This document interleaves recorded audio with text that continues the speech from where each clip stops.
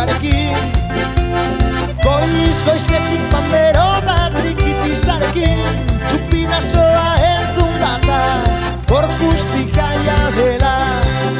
Euskal dantzak egin eta gero baskantzera bagoaz guztiok batera, idi probak ikusi edo puskarrietan salto.